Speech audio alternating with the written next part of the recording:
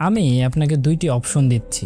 এক, আপনাকে আজকে 10 কোটি টাকা দেওয়া হবে এবং আগামীকাল আপনার প্রাণ কেড়ে নেওয়া হবে। অপশন 2, আপনাকে কোনো টাকা দেওয়া হবে না, কিন্তু আপনাকে আরো 10 বছর আয়ু দেওয়া হবে যাতে আপনি আরো 10 বছর স্বাচ্ছন্দ্যে বাঁচতে পারেন। আপনি কোন অপশনটি বেছে নেবেন? অবশ্যই আমি যেটা ভাবছি আপনিও সেটাই বেছে নেবেন। এক্ষেত্রে কি দাঁড়ালো, টাকার চেয়ে কিন্তু সময়ের গুরুত্বটা সবচেয়ে বেশি। সময়ের কসম, মানুষ নিশ্চয় ক্ষতিগ্রস্তের মধ্যে রয়েছে। আল্লাহ তাআলা নিজে পবিত্র কোরআনের মধ্যে এই কথাটি বলেছেন। কিন্তু আমরা একটা ভুল করি, আমরা টাকাকে বেশি গুরুত্ব দিই, সময়কে বেশি গুরুত্ব দিই না। আমি নিজে একজন স্টুডেন্ট হয়ে, আমি একজন ভিডিও এডিটর হিসেবে আমি কিন্তু সবসময় চাই আমি কিভাবে ভালো ক্লায়েন্ট পাবো, কিভাবে আমি আমার উপার্জনটাকে বাড়াতে পারি, কিন্তু আমি আমার নিজের সময়টাকেই গুরুত্ব দিই না। কিন্তু বাস্তবতা সবার ক্ষেত্রে এক নয়। যারা নিম্নবিত্ত, যারা ডেইলি 7 থেকে 10 ঘন্টা কাজ করে, দিনমজুরের কাজ করে, রিক্সা চালায়, তাদের কাছে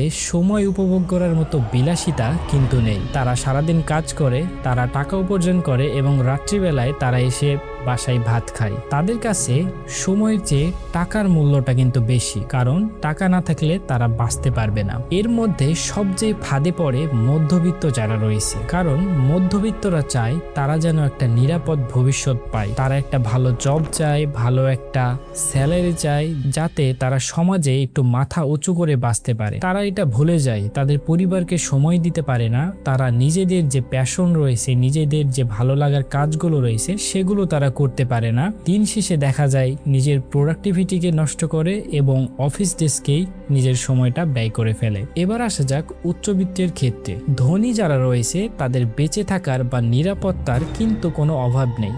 কেন?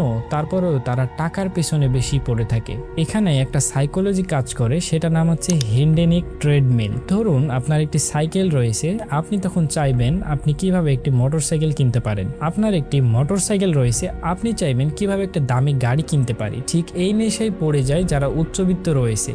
তাদের ব্যাংক ব্যালেন্স একের পর এক বাড়তেই থাকে, কিন্তু তারা ভুলে যায় যে তাদের সময় তাদের জীবন থেকে মাইনাস হতেই থাকছে। আমাদের এইখানে মূল সমস্যা হচ্ছে আমরা বাঙালিরা ফ্রি জিনিসকে মূল্য দিই না। দেখেন, সময় কিন্তু একদম ফ্রি, কিন্তু টাকা ফ্রি নয়। আমরা সবসময় অক্সিজেন গ্রহণ করছি, আমরা এর গুরুত্ব বুঝছি না যতক্ষণ না আমরা হাসপাতালের বেডে বসে অক্সিজেন সিলিন্ডারের জন্য অপেক্ষা না করছি। ঠিক তেমনি আমাদের সময়টা কিন্তু 24 ঘন্টায় ফ্রি। আমাদের সময়টা আমরা নষ্ট করছি, অযথা ব্যয় করছি, কিন্তু আমরা এর কোনো হিসাব রাখি না। কিন্তু আমরা যখনই টাকা কামাই করি তখনই কিন্তু আমরা সেই জিনিসটাকে নখদর্পণে হিসাবে রাখি এবং চোখের আড়াল হতে দিই না সেই সময়টাকে। কিন্তু রিয়েলিটি দেখুন, আপনার যদি টাকা হারিয়ে যায়, আপনি কিন্তু কষ্ট করে আবার সেই টাকা আবার উপার্জন করতে পারবেন। কিন্তু আপনার কাছ থেকে যদি 24টা ঘন্টা চলে যায়, একটা দিন পার হয়ে যায়, আপনি যত চেষ্টাই করেন না কেন সেই সময়টাকে আপনি আর ফিরিয়ে আনতে পারবেন না। এর মানে কিন্তু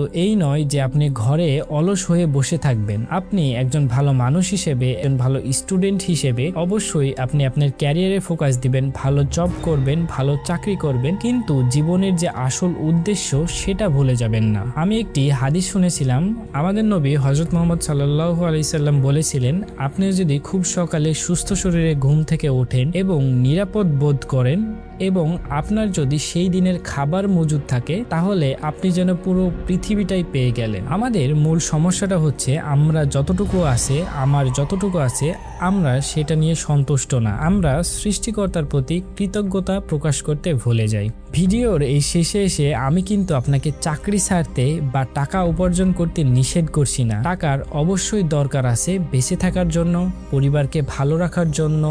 আপনার টাকার গুরুত্ব অপরিসীম। টাকা অবশ্যই উপার্জন করবেন, কিন্তু টাকা উপার্জন করতে যে লুপের মধ্যে আটকে যাবেন না যেখানে কমা চিহ্ন রয়েছে, কোনো ফুল স্টপ নেই। দিনে 24 ঘন্টার মধ্যে নিজেকে সময় দিন, নিজের পরিবারকে সময় দিন এবং সৃষ্টিকর্তার প্রতি কৃতজ্ঞতা প্রকাশ করার জন্য সময় রাখুন। ধন্যবাদ, দেখা হবে পরের কোনো ভিডিওতে।